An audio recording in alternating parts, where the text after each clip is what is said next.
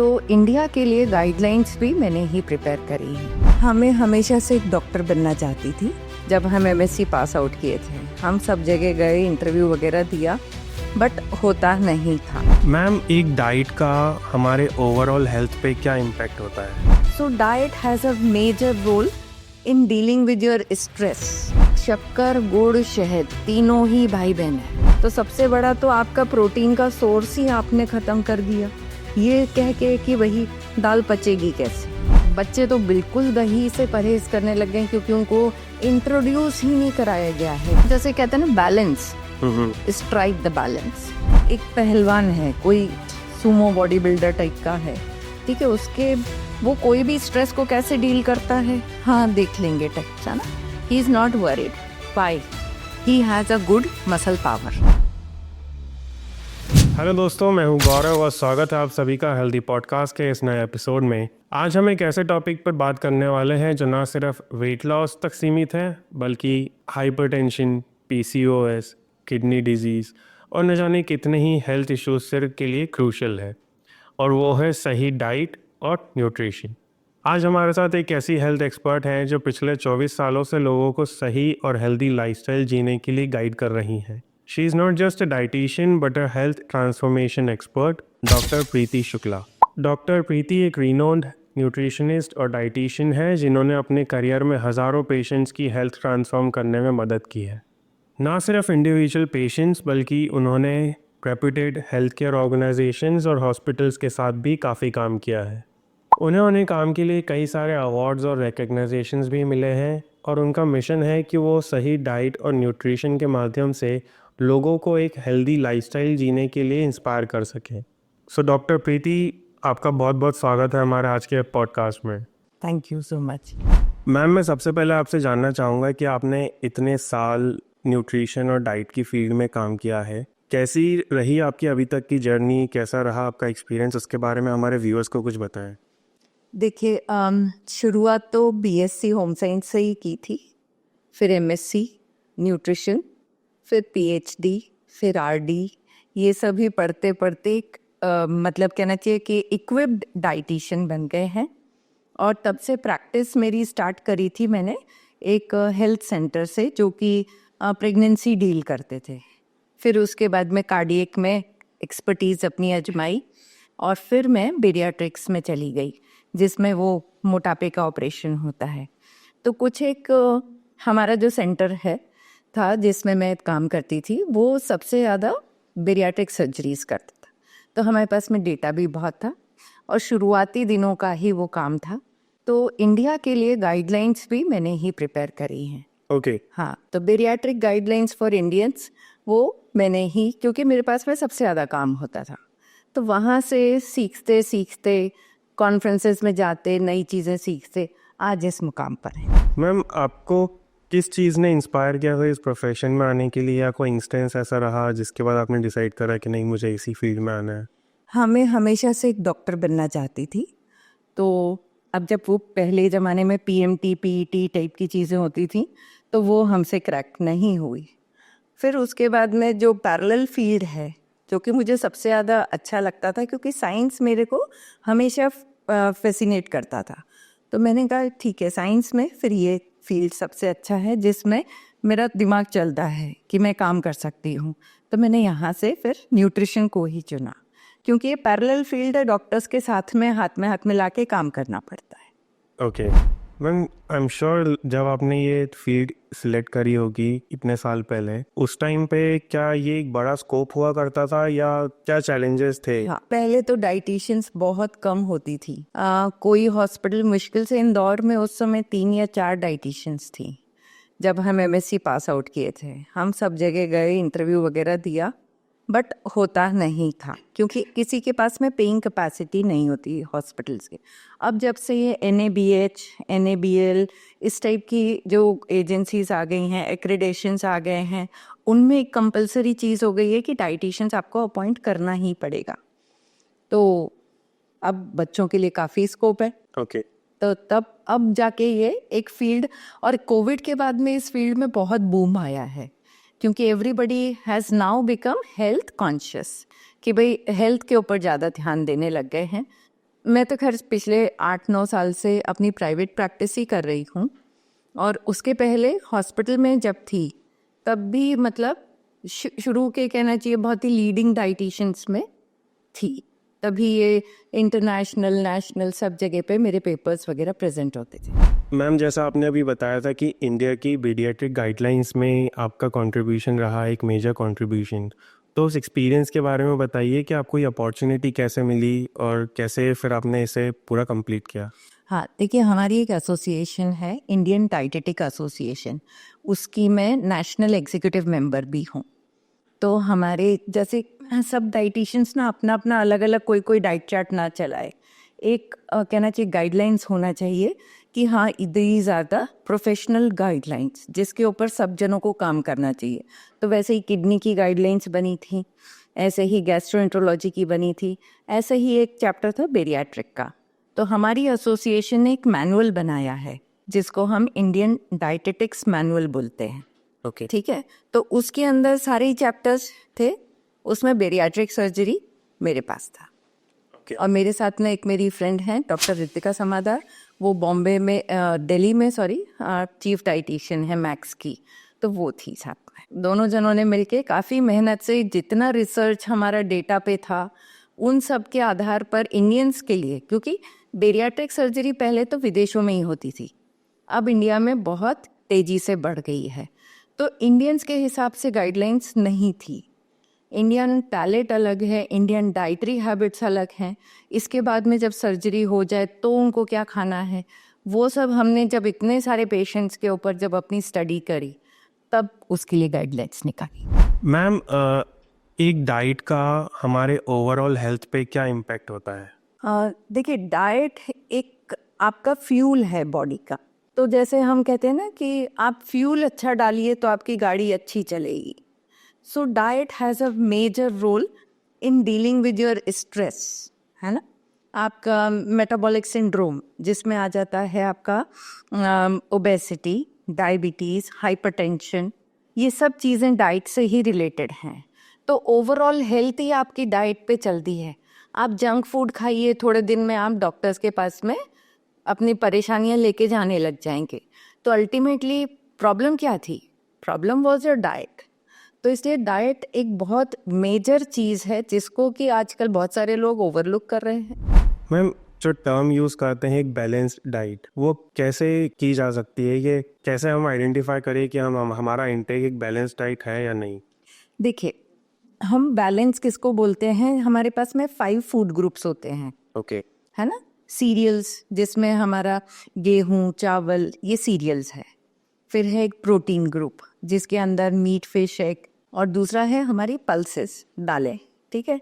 फिर उसके बाद में आता है वेजिटेबल्स, फ्रूट्स, फिर आपका फाइबर, फिर उसके बाद में है फैट्स एंड शुगर्स, ठीक है। ये सब चीज़ें ज़रूरी हैं, ओके। अब इसमें कौन सी कितनी मात्रा में लेना है किस फूड ग्रुप को, वो ही बैलेंस है। सो जैसे हम लोग कहते हैं ना कि हमारा पुराना आहार क्या था, जब पारंपरिक भारतीय भोजन आहार था कि भाई रोटी, दाल, सब्जी, चावल, सलाद, दही सब होना चाहिए थाली में, तो that was a complete and balanced meal, है ना। अब क्या होता है, थोड़ा चेंजेस आ गए हैं, डाइटरी पैटर्न को लोगों ने बहुत अपने अपने तरीके से स्क्यू कर दिया है, तो उसके दुष्परिणाम ही अब इतनी सारी डिजीजेस में कन्वर्ट हो रहे हैं। मैम, आजकल काफ़ी सारे ट्रेंडिंग डाइट्स चल रहे हैं। फॉर एग्जांपल इंटरमीडिएट फास्टिंग हो, कीटो डाइट हो, कैलोरी डेफिशिएंट डाइट हो, या ऐसे और भी हैं। तो क्या ये रियलिस्टिकली इतने प्रैक्टिकली यूजेबल हैं या ये बस मिथ है जो लोगों ने गलत डाइट फॉलो कर रहे हो? हाँ, देखिए इसमें ना एक एक डाइट को अलग से डील कर सकते हैं हम। जैसे keto diet was designed for epileptic patients जिनको झटके आते हैं, मिर्गी के दौरे पड़ते हैं, उनके लिए ये डाइट डिज़ाइन हुई थी। और उसके अंदर हाई फैट्स रहते हैं, उससे उनके सीजर्स कम हो जाते हैं, ठीक है। अब क्या हुआ, उसका साइड इफ़ेक्ट था वेट लॉस, तो जिसको सब लोगों ने बून बना लिया कि कीटो डाइट से वेट लॉस होता है। ओके, किन लोगों में यूज़ करना फ़ायदेमंद है? It was meant for neurological disorders, तो उसी में ही यूज़ करना इसको फ़ायदेमंद है। हाँ, यदि शॉर्ट टर्म कोई किसी का वेट लॉस नहीं हो रहा है और उसको कीटो डाइट पे समझ लीजिए 1-2 महीने के लिए रखा जाए, तो ठीक है, प्लेटो ब्रेक हो जाएगा और आपका क्लाइंट वेट लूज कर लेगा। बट क्या इसको लंबे समय तक करना चाहिए? तो नहीं, ये नहीं करना चाहिए। हर डाइट के इम्प्लीकेशंस हैं, फिर लॉन्ग टर्म साइड इफ़ेक्ट्स आएंगे। बैलेंस डाइट का कोई तोड़ नहीं है। सेकेंड इज इंटरमिटेंट फास्टिंग, है ना, जिसमें कि 16 घंटे की फास्टिंग है और 8 आवर्स के फीडिंग विंडो है। अब क्या होता है कि आप इंटरमिटेंट फास्टिंग करके अपनी ऑटोफेजी को बढ़ा सकते हैं, इंसुलिन रेजिस्टेंस थोड़ा कम हो जाता है, ओबेसिटी थोड़ी कम हो जाती है। बट किनको करना चाहिए, किनको नहीं करना चाहिए? तो जैसे डायबिटीज़ है, तो डायबिटीज़ में यदि कोई इंसुलिन्स पे चल रहा है, टाइप 2 डायबिटीज़ भी है, तो उसको भूखे रहने से तो हाइपोग्लाइसीमिया होगा, तो वो चक्कर खा के गिर जाएगा, कोमा में चला जाएगा। तो ऐसी हरकतें उन लोगों को नहीं करनी चाहिए। हाँ, उनके लिए क्या है, आप कुशल डाइटिशियन के सुपरविजन में इस डाइट को फॉलो कर भी सकते हैं। आपके डॉक्टर्स आपके डोजेस को मॉड्यूलेट करेंगे, थोड़ा उसको कम कर सकते हैं। और फिर उसके जो भी बेनिफिट्स हैं, ये शॉर्ट टर्म के लिए ज़रूरी है कि भाई आप 10-15 दिन कर लिए, okay fine, but not on a daily basis, regularly for months and years. वो नहीं करना चाहिए। आजकल सोशल मीडिया में ये सारे चीज़ें काफ़ी वायरल हो रही हैं, चाहे वो रील्स हो या वीडियोस हों, और लोग, मुझे लगता है कि बिना सोचे समझे बस उसका एंड रिजल्ट देखते हैं कि वो क्या क्या है, और उस चीज़ को फॉलो करने लगते हैं, जो कि गलत है। गलत है, उन्हें एक एक्सपर्ट एडवाइस ज़रूर लेनी चाहिए। लेना ही चाहिए, क्योंकि आपकी हेल्थ का सवाल है। अब क्या होता है, बहुत समय तक यदि हम इनमें से कोई भी एक डाइट को फॉलो करते हैं और उसके हेल्थ इम्पैक्ट्स आने लग जाते हैं जो कि साइड इफ़ेक्ट्स हैं, तो फिर प्रॉब्लम्स जैसे गट डिसबायोसिस हो जाता है, हाई फैट इंटेक की कीटो डाइट से एथेरोस्क्लेरोटिक प्रॉब्लम्स हो सकती हैं, ठीक है। और फिर क्या होता है, बहुत लंबे समय तक आप भूखे रहने लग जाओगे तो आपको फूड से एवर्जन भी हो जाता है, आपको भूख ही नहीं लगेगी, ठीक है। बट इंटरमिटेंट करने के बावजूद भी लोगों का फिर वेट बढ़ने लग जाएगा, क्योंकि बॉडी की टेंडेंसी कैसी हो जाएगी कि डिप्रिवेशन, पूरा टाइम फूड से डिप्राइव्ड है वो, तो body will go into fat storing mode again. तो इसलिए हेल्थ इम्प्लीकेशंस हैं इन सब चीज़ों के। सबसे पहले तो प्लान वे में ही करें, शॉर्ट टर्म के लिए ही करें, बहुत लॉन्ग टर्म नहीं। लॉन्ग टर्म के लिए कहते हैं ना, सबसे अच्छा सेफ क्या है, बैलेंस डाइट। मैम, पिछले कुछ सालों में ये चीज़ काफ़ी देखी जा रही है, कुछ बीमारियां हैं जो काफ़ी बढ़ रही हैं। फॉर एग्जांपल जैसे डायबिटीज़ है, वो एक टाइम था जब मेरे पेरेंट्स का टाइम था, जब वो कहा जाता था कि 35 से 40 की एज ग्रुप हो या उससे ज़्यादा के एजेड लोग हों, उनको ही ज़्यादातर डायबिटीज़, शुगर, ब्लड प्रेशर ये सब होता है। लेकिन पिछले कुछ सालों में जब से ये जंक फूड और इन सब का ट्रेंड बढ़ा है, चाहे छोटे हों या बड़े हों, यंग जनरेशन को भी ये बीमारियां होने लगी हैं। तो क्या ये चीज़ें डाइट से कंट्रोल की जा सकती हैं, या जिन्हें हो जाए तो क्या इसे ठीक किया जा रिवर्स सकता है? भी कर सकते हैं, रेमिशन भी अचीव कर सकते हैं। और ये तो अभी रिसर्चेस में आ ही गया है कि इंडियन पॉपुलेशन में 25 से 39 इयर्स के लोगों में काफ़ी तेज़ी से डायबिटीज़ बढ़ रही है। तो इनके मुख्य कारण क्या हैं? देखिए, सबसे पहला तो वर्किंग शेड्यूल, है ना। आजकल बच्चे कौन कौन से टाइम जोन के लिए काम कर रहे हैं, उनका खाना पीना बहुत अलग होता चला जा रहा है। समय पे जो हमारे यहाँ समय था सोने का, उस समय वो काम कर रहे होते हैं, ठीक है। तो डाइट में ज़्यादा करके क्या होता है, जोमेटो स्विगी से बाजार का खाना ऑर्डर कर करके खा रहे हैं।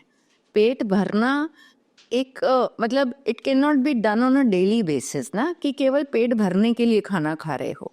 उसमें आप न्यूट्रिएंट्स को जब तक चेक नहीं करोगे तब आप उसके साइड इफ़ेक्ट्स आपको मिलने लग जाएंगे। हाँ, 1-2 दिन की बात है, बाई छुट्टी पर है, आपका खाना नहीं बना, तब आपने कुछ जोमेटो स्विगी कर लिया, fair enough. But on a long term basis आजकल के जो देख रहे, रात में 24 घंटे की दुकानें खुली हुई हैं, उनमें वही जंक फूड सप्लाई किया जा रहा है और बच्चे वही खा रहे हैं क्योंकि जंक सस्ता भी है, ठीक है। तो ये भी एक रीज़न है कि जो बच्चे हैं वो इन सब खानों के लिए ज़्यादा प्रेरित भी दिखते हैं।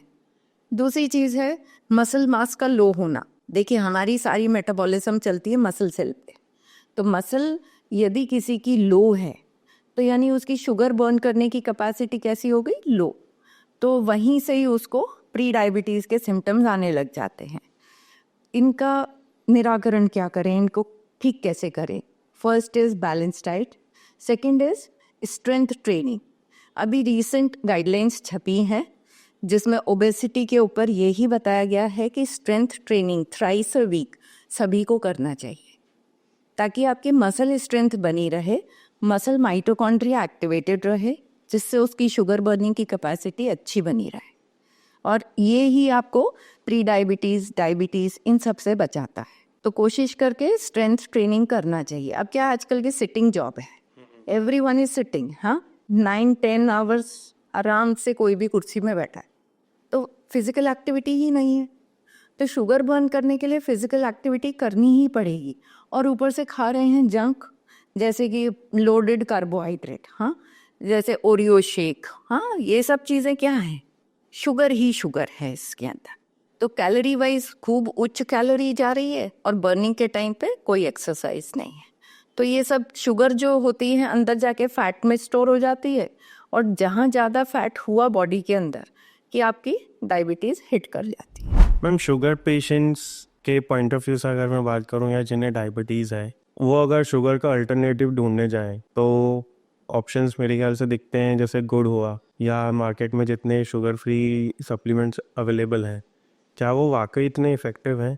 देखिए शुगर, फर्स्ट थिंग तो शुगर जो वाइट शुगर है, it was never God made, भगवान ने नहीं बनाई है, ठीक है। तो क्या इसको खाना बहुत ज़रूरी है?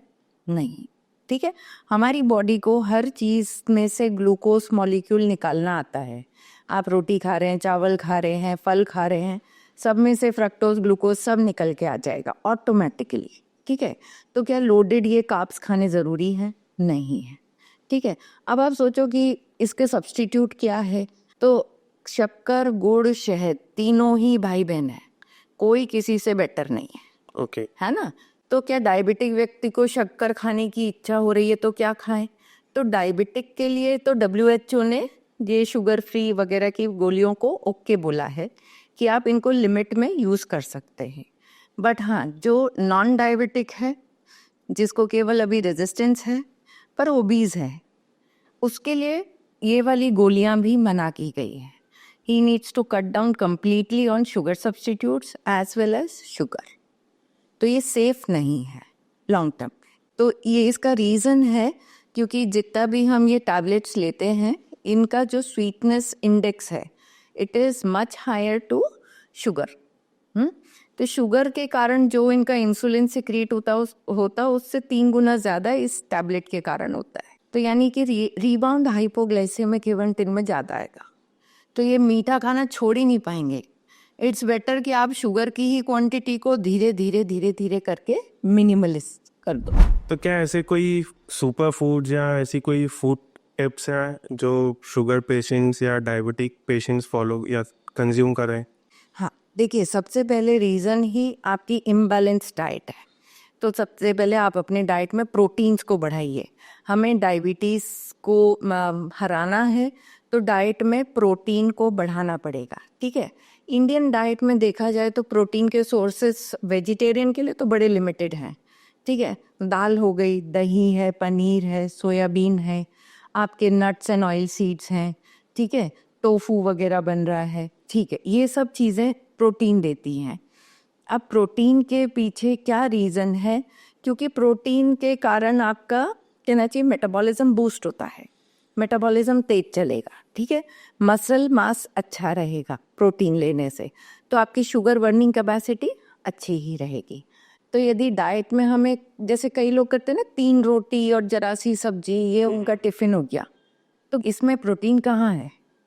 आप रोटी का अमीनो एसिड प्रोफाइल देखेंगे तो it is not as good as protein. तो इसलिए मसल मेकिंग बिजनेस वहीं पे ही ख़त्म होना चालू होता है। So don't go overboard on single nutrient, जैसे 3 रोटी खा रहे हैं और जरा सी सब्जी खा रहे हैं। आपको बैलेंस करना है, तो 1 कटोरी दाल हो, 1 कटोरी दही हो, फिर आपकी सैलेड हो, सब्जी हो, और 1 रोटी हो। पेट तो इसमें भी भरेगा। तो जो लोग टिफ़िन लेके जाते हैं, अब क्या होता है, काम करना कोई एक दिन का काम नहीं है, you have to work long. कम से कम 30-35 साल तो कोई भी व्यक्ति काम कर रहा है, ठीक है, तो क्या रोज ही एक टाइम के खाने में वो सब्जी रोटी खाए? ऐसा कहाँ लिखा है? भाई फुल टिफिन लेके जाइए, दही भी ले जाओ, दाल भी ले जाओ, सब्जी सैलेड रोटी सब लेके जाओ एंड फिर बैलेंस में खा, क्योंकि एक दिन का काम नहीं, तो बैलेंस डाइट का कोई विकल्प ही नहीं है। मैम आजकल काफ़ी सारे सुपर फूड्स हैं जो ट्रेंड में चल रहे हैं, सोशल मीडिया में देखा जाता है, रील्स में।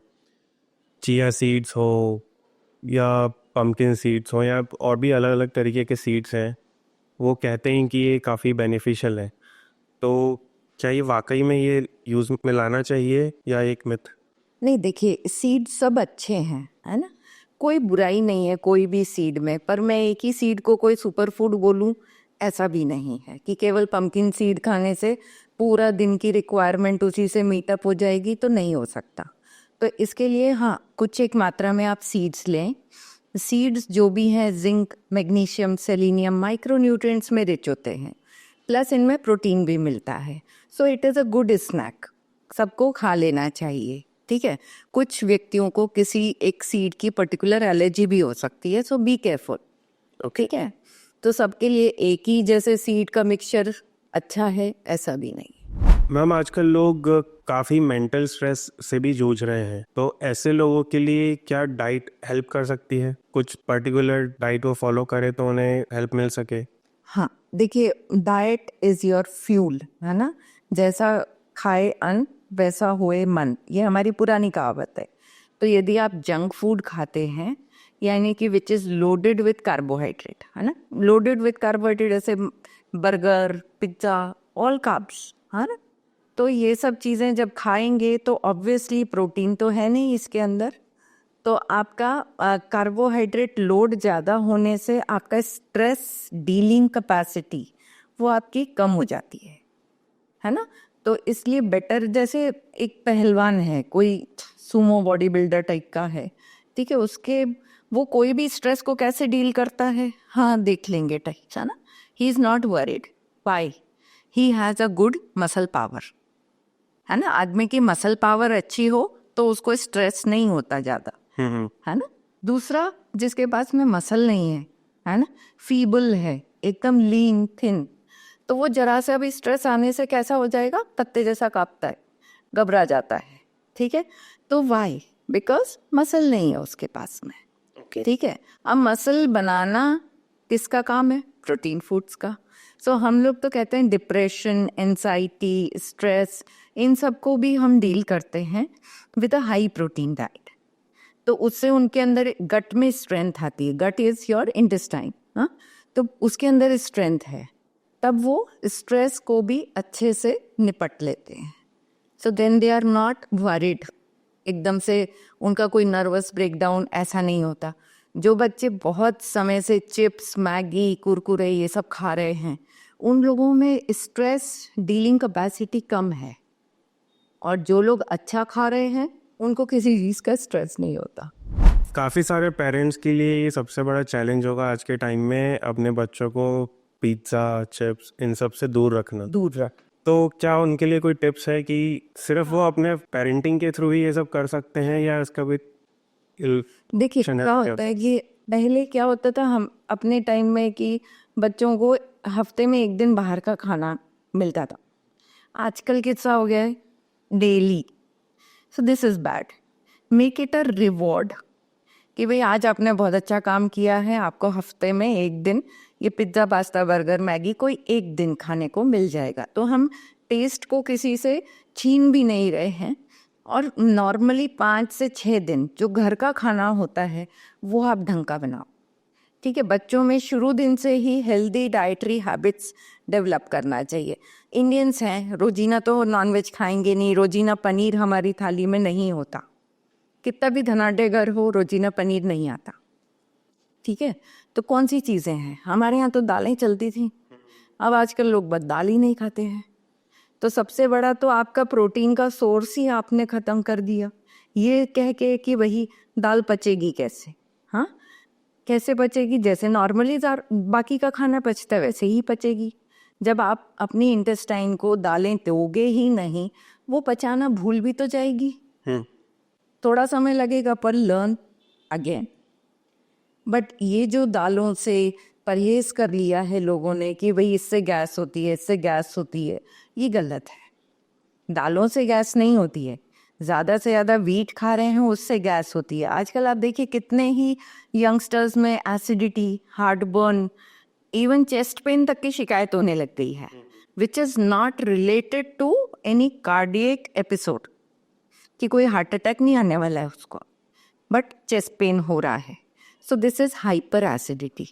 और ये किससे होती है? या तो स्किपिंग कर रहे हैं मील्स की, ब्रेकफास्ट नहीं खाया, टाइम पे लंच नहीं खाया, उसकी जगह समोसा खा लिया, फिर रात के खाने में कुछ अलग ही चीज़ खा ली, दिन भर का प्रोटीन गायब है, तब क्या होगा? एसिडिटी। और कोई भी आप मैदा से बनी हुई चीज़ खाएंगे, इनफैक्ट बहुत सारा मात्रा में आप गेहूं भी खाएंगे तो भी आपको एसिडिटी होती है। तो इसलिए बेटर है, जैसे कहते हैं ना, बैलेंस, स्ट्राइक द बैलेंस, कि आप एक रोटी से ज़्यादा क्यों खा रहे हैं, है ना? तो सबसे ज़्यादा ज़रूरी है कि एसिडिटी है, ये सब चीज़ें, प्रोबायोटिक फूड्स। अपने तो यहाँ पे दही होता है, which is a natural kind of a probiotic, है ना? सब लोग खा ही सकते हैं, भले कोई नॉन वेजिटेरियन फूड वाला है कि वेजिटेरियन। तो प्रोबायोटिक्स का यूज़ ही आजकल बंद कर दिया है, दही नहीं खा रहे हैं लोग बाग। बच्चे तो बिल्कुल दही से परहेज करने लग गए क्योंकि उनको इंट्रोड्यूस ही नहीं कराया गया है। मम्मियों ने खुद ने दही नहीं खाया तो बच्चों को भी नहीं खिलाया। तो इस चक्कर में क्या हुआ कि दही का एक बहुत ही बड़ा डेयरी का जो हमारा चंक था वो ख़त्म ही हो गया प्लेट में से। वापस से रिकॉन्स्टिट्यूट करें, उसको इंट्रोड्यूस करें अपनी डाइट में, so then we can win over this situation. At least दही को तो अपनी डाइट में इंक्लूड करना ही चाहिए। अपने यहाँ तो चरणामृत दही का ही हुआ है, तो जो भगवान को भोग लग रहा है वो आपको कैसे खराब हो सकता है? अमृत ही कहा जाता है उसको। मैम, आपके हिसाब से आपके करियर में सबसे बड़े चैलेंजेस क्या रहे हैं अभी तक? चैलेंजेस इन द सेंस, देखिए प्रोफेशनली तो काफ़ी सारे क्रिटिकल केसेस आते रहते हैं, तो उनमें कहना चाहिए कि कहीं से भी किसी भी हॉस्पिटल से कॉल आ जाता है कि भैया ये बहुत ही कॉम्प्लिकेटेड केस है, मैडम को बुलाओ। तब फिर उस समय सबसे बड़ा चैलेंज होता है कि उस पेशेंट को ठीक करके बाहर निकालो। ठीक है, कई बार कार्डियक, जब मैं सर्जरीज में काम करती थी तब उस समय भी कार्डियक तो जैसे बहुत ही कहना चाहिए रिस्की सर्जरी थी। अब उसमें भी मैंने बहुत सारे ऐसे चैलेंजेस देखे हैं कि पेशेंट्स बहुत वीक होते हैं, तो उनको कैसे आप ठीक करके, भाई ऑपरेशन तो हो गया, ऑपरेशन एकदम ठीक है, बट जो पेशेंट है वो बहुत वीक है, उसको तो फिर पूरी तरीके से हम डाइट पे ही रख के और फिर उसको बाहर लेके आते थे आईसीयू से। तो यही सब चैलेंजेस, बेरियाट्रिक्स में अलग टाइप के चैलेंजेस होते थे। वॉमिटिंग ज़्यादा हो गई किसी को कोई फूड की एलर्जी ही हो गई, कोई हमारे सप्लीमेंट्स ही नहीं ले पा रहे हैं, बहुत वीक हो गए वो लोग भी, तो उस समय सब चैलेंजेस ही आते हैं। जैसा आपने अभी बताया कि हॉस्पिटल से कॉल कब आएगा उसका कोई फिक्स टाइम नहीं होता है, कभी भी आ जाता है। तो एज अ डॉक्टर अपनी प्रोफेशनल लाइफ और अपनी पर्सनल लाइफ को बैलेंस करके रखना कैसे करती हैं आप? देखिए, शुरू से ही मैं पढ़ाई में और अपने करियर की तरफ रही, और घर से मुझे बहुत अच्छा सपोर्ट रहता है। मेरे इन लॉज के साथ में तो उनका मुझे बहुत अच्छा सपोर्ट है, मेरे हस्बैंड का बहुत अच्छा सपोर्ट है। तो फिर जैसे जो मेरे वर्किंग आवर्स हैं उसमें नॉर्मली ऐसा कोई घर से कभी कॉल्स होते नहीं हैं, तो सब जैसे यूज टू हो जाते हैं कि ये तो अभी निकल गई है तो शाम को ही आएगी। ओके, तो फैमिली सपोर्ट भी फैमिली सपोर्ट सबसे ज़्यादा ज़रूरी है, रीज़न है। हाँ। मैम, कई बार लोग सोचते हैं कि एक हेल्दी डाइट बहुत एक्सपेंसिव या बहुत अफोर्डेबल नहीं होती है, तो क्या ये सच है या डेली घर के आइटम से ही इसे किया जा सकता है? देखिए, जब भी हम हेल्दी डाइट की बात करें तो हम घर के ही खाने की बात कर रहे हैं, ठीक है। अब आप बाज़ार से कुछ भी खरीद रहे हो तो वो अनहेल्दी भी हो सकता है, अनहाइजीनिक भी हो सकता है ना, कंटामिनेशन हो ही सकता है, तो वो अल्टीमेटली आपको एक्सपेंसिव पड़ रहा है। आप घर का ही खाना, जैसे दाल रोटी सब्जी चावल ये जो सब बनाना है, तो ये तो बहुत मतलब बहुत एक्सपेंसिव नहीं है। ऑन अ लॉन्गर रन देखा जाए तो घर का राशन कहना चाहिए सबसे सस्ता पड़ता है, बनस्पति इसके कि हम बाहर का खाना खाएं। और जितना देखिए ग्लोबल क्यूजीन जितनी भी हम अडॉप्ट करते जा रहे हैं, जैसे पिज्ज़ा, पास्ता, ये एवोकाडो, ये सब, ये कोई भी चीज़ सुपर फूड नहीं है, सब एक्सपेंसिव है, बहुत एक्सपेंसिव है। और ये कोई मतलब हमको कोई बहुत बढ़िया हेल्थ बेनिफिट दे के जाने वाले हैं ना, ऐसा कुछ भी नहीं है। तो बेटर है कि आप ग्लोबल क्यूजीन को या तो उसी फॉर्म में लो, जैसे अपने यहाँ पाव भाजी है ना, ये पंजाबी भोजन है, पर पंजाब में कब खाया जाता है? ब्रेकफास्ट में, हाँ, और उसके साथ में होता है एक बड़ा ग्लास लस्सी, तो दैट इज़ द प्रोटीन, लस्सी। अब यहाँ पर कब खा रहे हैं? डिनर में। लस्सी तो हम पियेंगे नहीं, गला खराब हो जाएगा रात में, है ना, नोशंस हैं।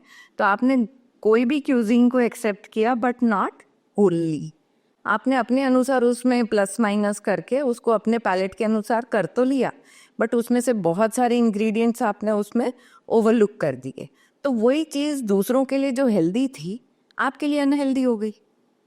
तो जैसे हमारे यहाँ इडली सांभर है, इडली सांभर साउथ इंडियन भोजन है, बहुत अच्छी चीज़ है। अब कब खाते हैं इडली सांभर साउथ इंडिया में? उनके यहाँ ब्रेकफास्ट में होता है ना। हमारे यहाँ क्या कर रहे हैं लोग बाग? तो रात में खा रहे हैं, तो then it becomes imbalance, okay, है ना। जो चीज़ जैसी है उसे वैसे ही यूज़ करें आप। वो सांभर अच्छा है, उसमें चटनी में खूब दालें डल रही हैं, हमने क्या किया, रवे की इडली बना ली, अब वो तो प्योर व्हीट की इडली हो गई। जब हम ओरिजिनल इडली की बात करें तो इट वाज 3:1 रेशो, जिसमें 3 पार्ट्स चावल और 1 पार्ट दाल भी थी, अब वो दाल हटा दी, तो अल्टीमेटली आपने एक जंक तैयार कर लिया, otherwise it was a good thing. आजकल काफ़ी सारे ऑप्शंस अवेलेबल हैं। फॉर एग्जांपल आटे की बात करें या तेल की बात करें, सनफ्लावर ऑयल हो, ऑलिव ऑयल हो, ज्वार का आटा हो, गेहूं का आटा हो, या बहुत सारे।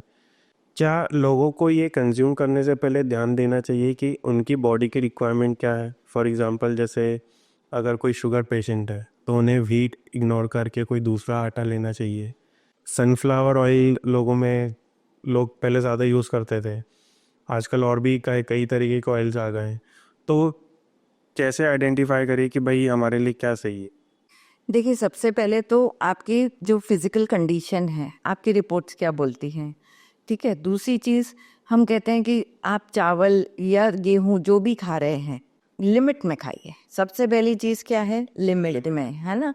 आप ज्वार ही ले लो, अब ज्वार को सोशल मीडिया पे सब जगह मिलेट्स दे आर हेल्दी, है ना, बट अमाउंट, आप सोचो ज्वार की रोटी और केवल सब्जी के साथ में खा के आप बैलेंस स्ट्राइक कर लोगे, अपने न्यूट्रिएंट रिक्वायरमेंट को फुलफिल कर लोगे, देन यू आर मिस्टेकन। आप उसको कैसे खाना है भाई? एक ज्वार की रोटी है, 1 कटोरी दाल, 1 कटोरी दही, 1 कटोरी सब्जी, 1 कटोरी सलाद, ये सब होना चाहिए। तो ये बैलेंस ही नहीं है। आप ये सोच रहे हो कि नहीं, एक ही चीज़ बना लिया और वो खा लिया, उससे हो गया, वो पेट भरना है।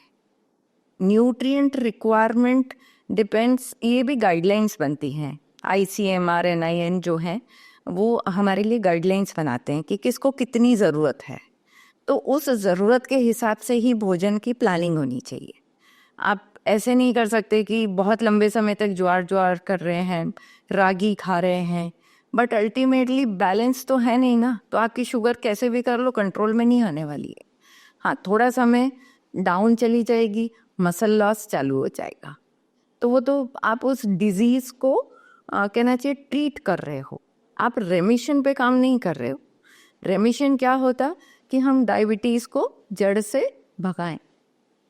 आप अपने मतलब डायबिटीज़ की सारी मेडिकेशंस बंद हो जाए, आप इतनी एक्सरसाइज करो, इतना प्रोटीन लो, आपकी डायबिटीज़ ज़रूर से ठीक होती है।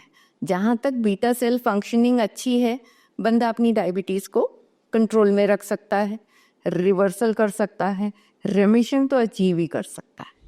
मैम, आजकल लोग इम्यूनिटी को लेकर काफ़ी कॉशियस हो गए हैं, तो क्या ऐसे कोई फूड आप टिप्स देना चाहेंगी जिनसे लोग अपनी इम्यूनिटी स्ट्रॉन्ग कर सकें?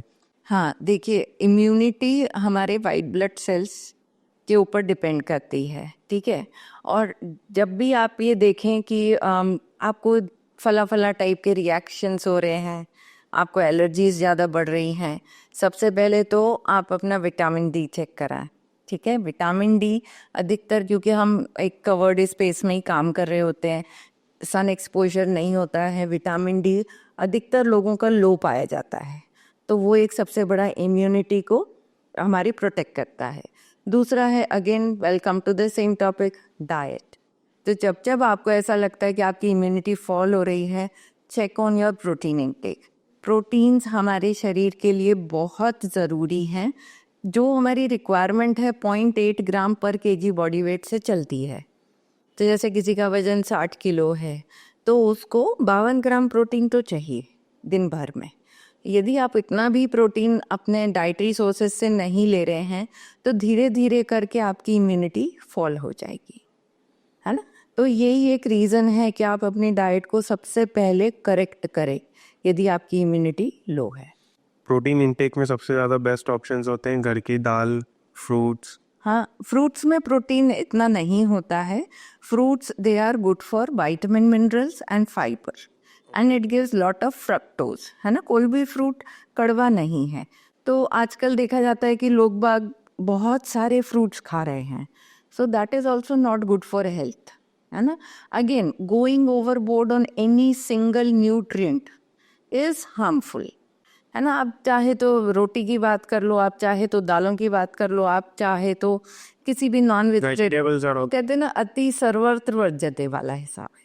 आप फ्रूट्स भी कितना, हमको ICMR ने बोला है कि भाई 100 ग्राम्स का एक फ्रूट दिन भर में इज़ गुड इनफ।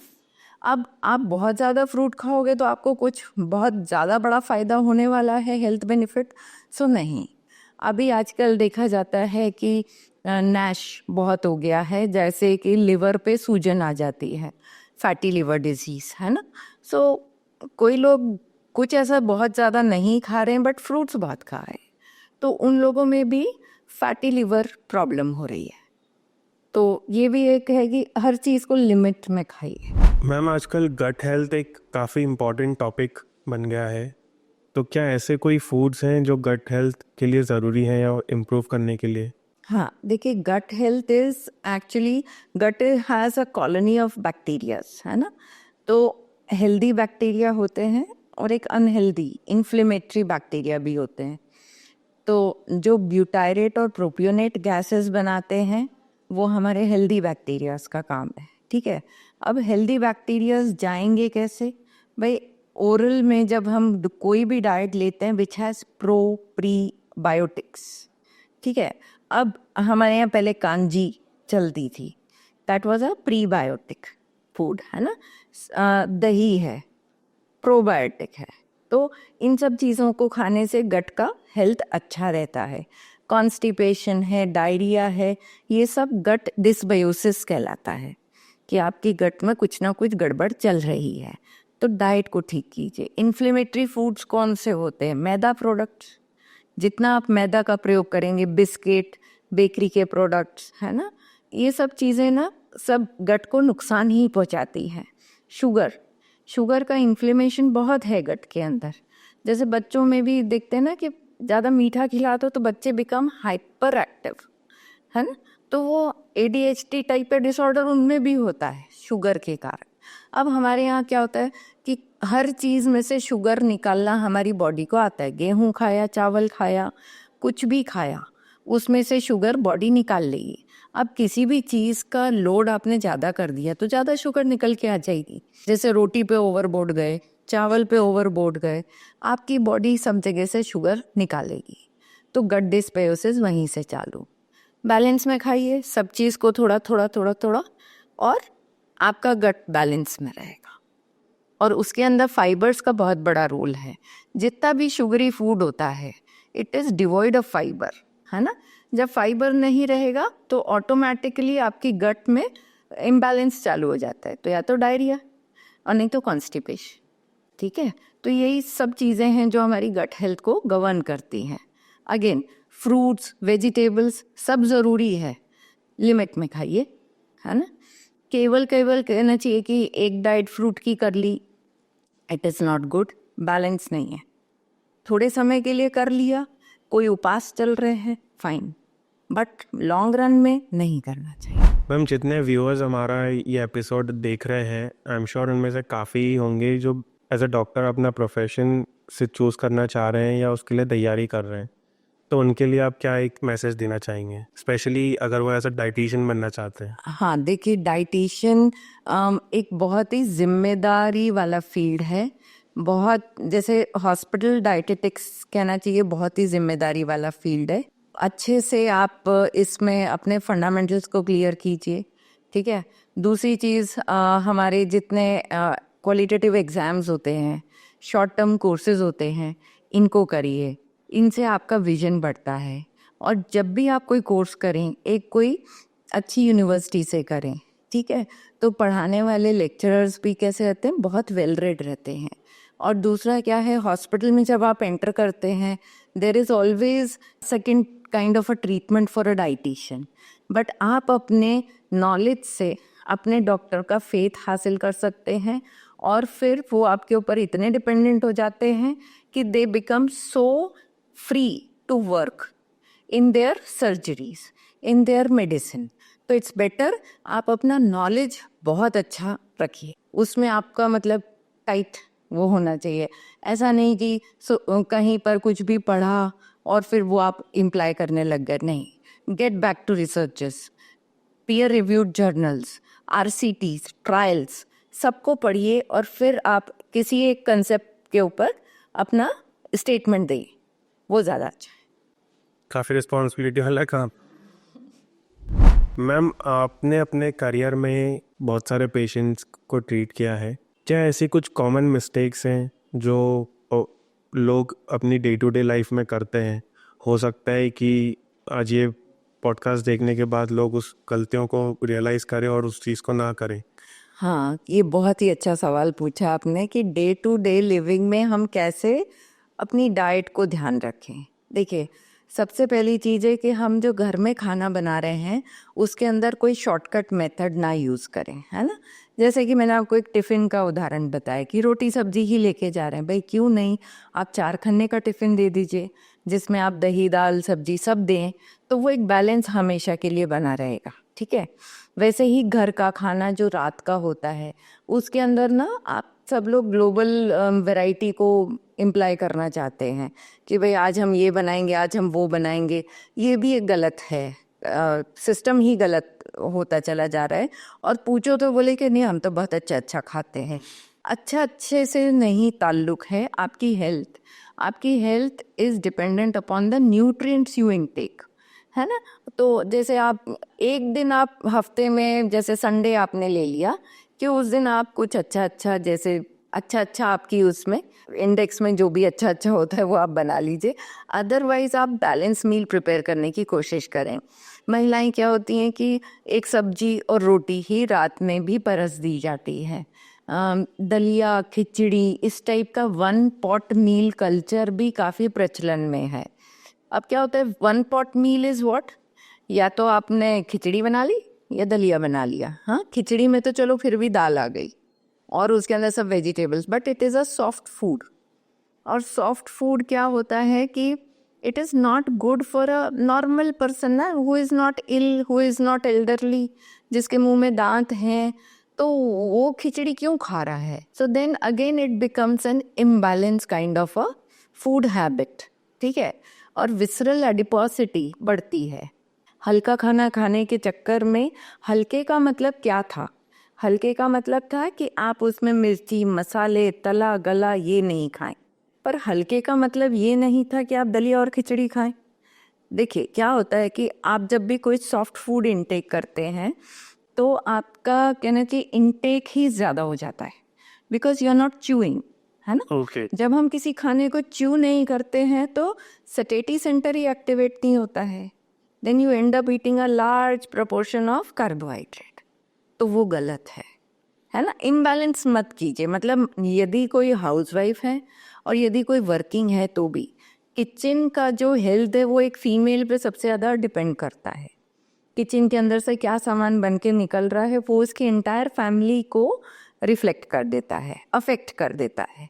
तो सबसे पहले तो हाँ, आप वर्किंग हैं कोई बात नहीं, एम्प्लॉय है, आप एम्प्लॉयमेंट जनरेट करो, एक भाई को रखो, उससे आप फुल मील बनवाइए। आप ये मत करिए कि छोटा सा कुछ भी बना लेंगे खा लेंगे। कई लोग रात में उपमा और पोहे खा रहे हैं, which is also a wrong food choice. Where is the protein, where is the fibre again.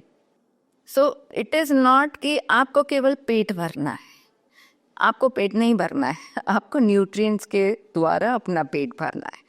तो बैलेंस आप रोज में ऐसा करने लग जाएंगे, it will be highly imbalanced kind of a meal pattern of entire family. तो family's health will also deteriorate in the mean time. जैसे छोटे छोटे बच्चों में ओबेसिटी देखने को मिल रही है। क्यों भाई, मम्मी ने रात का खाना यही रखा है, ऐसा ही बना रहे हैं। तो अच्छा अच्छा जो है ना, वो एक रिवॉर्डिंग सिस्टम होना चाहिए वीक में एक दिन। बाकी time go with your own से ट्रेडिशनल मील्स। ट्रेडिशनल मील्स यानी जो पुराने समय में हमारे यहाँ के दादा परदादे खाते थे, दाल रोटी सब्जी रोटी सब्जी। चावल। सुनने में बड़ा बोरिंग लगता है, no doubt, but eventually you do not have alternatives to it, है ना। सी, यदि मैं बोलूँ कि बरीटो बॉल बना लो, मतलब फैंसी वोकेबलरी सबके पास में है, but who is gonna cook? फिर इतने चीज़ों को प्रोक्योर करना मार्केट से for a working female is another task, है ना। तो why not turn to simple and basic, जो सब लोग खा लें, जिससे सबका स्वास्थ्य अच्छा रहे, वो खा लो। हाँ, आपको culinary एक्सपर्ट हो, आपको बहुत अच्छा बनाना आता है, incorporate each and every nutrient in the diet. I don't say कि सारी ग्लोबल क्यूजिंग खराब है, नहीं, अच्छी हैं, बट बनाने का समय हो बनाइए, बट बनाइए फुल बनाइए। फिर अब जैसे पास्ता कोई खा रहा है और इटालियन चीज़ है, वहाँ के लोग बाग तो चिकन या टोफू के साथ में ही खा रहे थे, आप भी इसको ऐसे ही बनाइए, then it becomes a balance thing, है ना। ऐसा नहीं है कि उन लोग इम्बैलेंस खा रहे थे, हमने ऐसा किया कि चिकन तो हम खाते नहीं, टोफू हमें भाता नहीं, पनीर हमारे यहाँ है नहीं, तो केवल मैदे का पास्ता बना के रख लिया। अब ये गलत है। ये मिथ तो मुझे भी आज क्लियर हुआ। मतलब मैं भी यही सोचता था कि हल्का खाना है तो दलिया खिचड़ी खा लेते हैं रात को। हल्के तो को मतलब तला गले से दूर है, मसालों से दूर है। जैसे बटर चिकन, ये वो जो सब अच्छी ग्रेवी वाली रेसिपीज होती है, ये भारी है। हल्का क्या है, नॉर्मल अपना दाल सब्जी चावल। आप यूँ समझिए कि लोग बाग तो रात में चिकन मटन सब पचा ही रहे हैं ना। हमारी इंटेस्टाइन क्या दालें ना पचाएगी रात में? ऐसा कहाँ लिखा है? So every gut is the same, no matter what your religion is. So be confident over the gut. It will digest. All you need to put is एक mindful eating pattern वाली diet. ब्रेकफास्ट ज़्यादा ज़रूरी है या dinner? मतलब देखिए, breakfast should always be good, है ना, बिकॉज आपको दिन भर वर्क करना है, तो आपके पास में कैलोरी, प्रोटीन, फैट सब होना चाहिए, क्योंकि यही आपका फ्यूल है जिससे आपकी गाड़ी दिन भर चलने वाली है। तो इट्स बेटर कि आप ब्रेकफास्ट अच्छा करें। अब अच्छे का मतलब क्या है कि that 1/3 of your protein requirement should be met by the breakfast, ठीक है। Then comes your lunch. Lunch में भी 1/3 आपकी रिक्वायरमेंट सब मीटअप होनी चाहिए। डिनर तक आते आते क्या होता है, यदि आपकी एपेटाइट नहीं है तो फिर आप उसमें थोड़ा कम कर सकते हैं। तला गला नहीं खाइए, बट बैलेंस में तो फिर भी खाइए। दैट डजंट से कि नहीं आप सैलेड खा के सो जाओ, no. If you are a working person with a good physique like free from elements, you should eat a proper diet, है ना। वो सबके लिए ज़रूरी है, क्योंकि नहीं खाने से तो बीमारी लगना ही है। हाँ, गंदा मत खाओ, तला गला मत खाओ, समोसे, कचौड़ी, सेव, नमकीन, ये सब चीज़ें नहीं खाइए। खाना क्या है, नॉर्मल घर का खाना खाइए, सबसे बेस्ट वही है। बाज़ार में भी खाते हैं तो वही थाली ऑर्डर करके खाइए, वहाँ तो सब चीज़ मिलती है ना। प्रोबायोटिक्स का ध्यान रखना बहुत ज़रूरी है, क्योंकि गट डिसबायोसिस आजकल का बहुत बड़ा कहना चाहिए एक एलिमेंट बनता जा रहा है। IBS, IBD बहुत हो रहा है, यहाँ तक कि 11-11 साल के बच्चों में भी IBS देखने मिलता है, जिसके अंदर उनको या तो कॉन्स्टिपेशन रहता है पूरा टाइम, या डायरिया रहता है। तो ये सब बीमारियाँ बढ़ती ही चली जाएंगी। तो इससे बेटर है कि हाँ, तीनों टाइम खाना है, तीनों टाइम ढंग का खाना है, और कोशिश करिए कि बेसिक रखिए। वो सबसे मतलब कहना चाहिए डुएबल होता है, रोज में कोई दिमाग लगाने की ज़्यादा ज़रूरत नहीं है, यही मिलेगा। अब एक दिन आपका है, उस दिन आप पार्टी करो, उस दिन आप खा लो, तो बाकी के 6 दिन आपकी बॉडी कोऑपरेट कर जाती है। Like if you are abusing it on a daily basis, then body will not cooperate longer ना, it will show some result. तो इट्स बेटर कि आप उसको एक दिन का अब्यूज़ कर लो, बाकी 6 दिन आप संयम में चल। चाहे 1 हफ्ते बाद या 1 महीने बाद या 3 महीने बाद बॉडी कभी ना कभी उस चीज़ का रिएक्शन तो ज़रूर देगी। Thank you so much ma'am, आज आपने टाइम निकाला और हमारे शो में आए। आई एम श्योर जितने भी व्यूअर्स ये एपिसोड देख रहे हैं उन्होंने काफ़ी कुछ सीखा होगा, उनने आप काफ़ी कुछ सीखने को मिला होगा। आपने काफ़ी सारी वैल्यूएबल इन्फॉर्मेशन शेयर करी आज, एंड आई होप कि आगे भी हम ऐसे ही कई एपिसोड साथ में शूट कर सकें और लोगों का के लिए कुछ जागरूकता बढ़ाना जागरूकता बढ़ा बहुत ज़रूरी है, और आजकल का ज़माना ही सोशल मीडिया का है। तो मैं भी इसीलिए आपको बहुत ही समय से पॉडकास्ट और ये सब इंटरव्यूज़ देती हूँ कि कम से कम सही जानकारी सब तक पहुँचे। जी, तो बहुत बहुत धन्यवाद आपका। Thank you so much ma'am. Ma'am आज आपसे बात करके हमें बहुत अच्छा लगा और बहुत कुछ सीखने को भी मिला। आई एम श्योर हमारे जितने भी व्यूअर्स हैं जो आज ये पॉडकास्ट देख रहे हैं वो आपके हेल्थ टिप्स को ज़रूर फॉलो करेंगे और अपनी लाइफस्टाइल को सुधारेंगे। अगर आपको भी ये वीडियो पसंद आया हो तो इसे ज़रूर लाइक करें, कमेंट्स में हमें बताएं कि आप आगे आप और कौन से वीडियोस देखना चाहते हैं। हम डेफिनेटली उन पर रिसर्च करेंगे और एक एक्सपर्ट को आपके सामने लेके आएंगे। साथ ही साथ चैनल को सब्सक्राइब करना ना भूलें। Thank you.